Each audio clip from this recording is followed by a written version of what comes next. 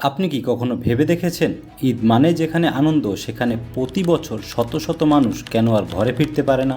মাত্র 5 থেকে 6 দিনের ছুটিতে প্রায় 200-র উপরে মানুষ মারা গেছে, আহত হয়েছেন 600-রও বেশি।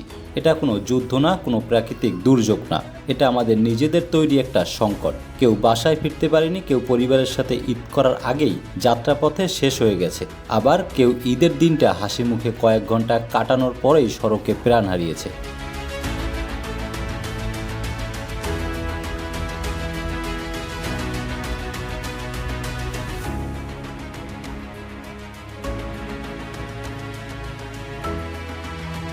আমরা কি ধীরে ধীরে মৃত্যুকে স্বাভাবিক করে ফেলেছি? অনেকেই হয়তো বলবেন এটা বর্তমান সরকারের ব্যর্থতা, কিন্তু বাস্তবটা আরও গভীর।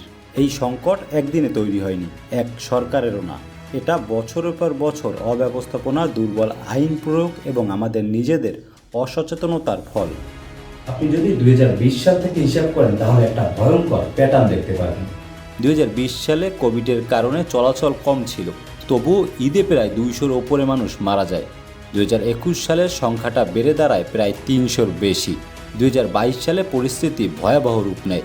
ঈদ উল ফিতরে প্রায় 440-এর ওপরে এবং ঈদ উল আজহায় প্রায় একই সংখ্যা। 2023 সালে কিছুটা কমে 330 থেকে 340-এর মধ্যে থাকলেও 2024 সালে তা বেড়ে দাঁড়ায় 430-এর বেশি। 2025 সালে ঈদ উল ফিতরে প্রায় 350 জনের বেশি এবং ঈদ উল আজহায় প্রায় 390 জন প্রাণ হারায়। আর 2026 সালে এই ঈদে আবারও আমাদের সামনে একই বাস্তবতা ফিরে এসেছে, 200-র বেশি মৃত্যু এবং 600-র ওপরে আহত।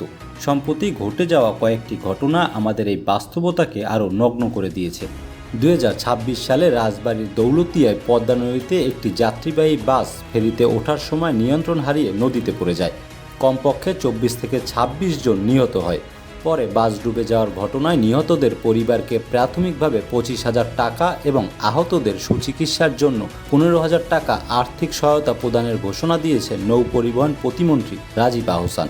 একটু ভাবুন তো, বাংলাদেশের মানুষের জীবনের মূল্য এতটাই সস্তা যে মাত্র কয়েক হাজার টাকায় পাওয়া যায়। কয়েকজন যাত্রী একটি ট্রলারে করে শ্যামপুর সদরঘাটে জাকির সম্রাট 3 লঞ্চে উঠতে চেষ্টা করেছিলেন। তাৎক্ষণিক আরেকটি লঞ্চ এসে তাদের ধাক্কা দেয়, এতে 2 জন নিহত হয়।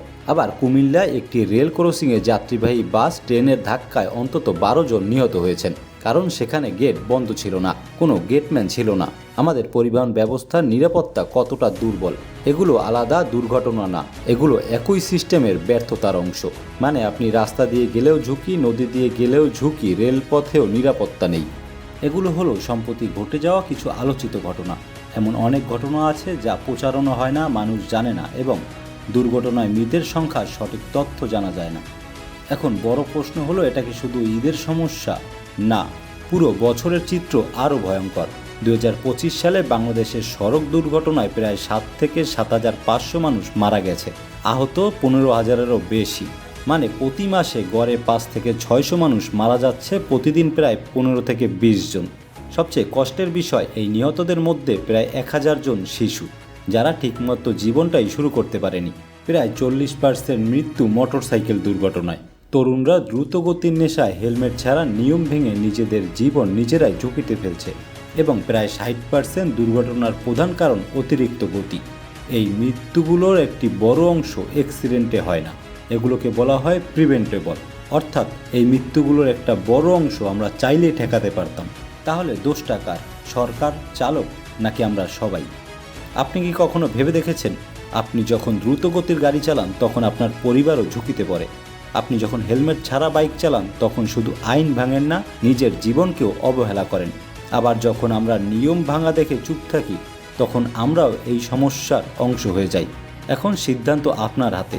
পরের ঈদে আপনি কি নিরাপদে বাড়ি ফিরবেন, নাকি এই সংখ্যার আরেকটা অংশ হয়ে যাবেন?